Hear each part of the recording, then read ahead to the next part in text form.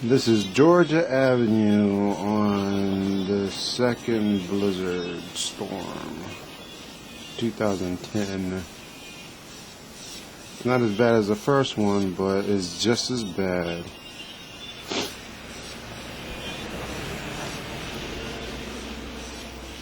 Well, shoot, it's just getting started, I guess. It's like 10 or maybe 9, something between 9 and 10 o'clock. It's right to the Safeway. Of course, we have CVS. It's probably open. It's just 24 hours. Can't really see anything out here.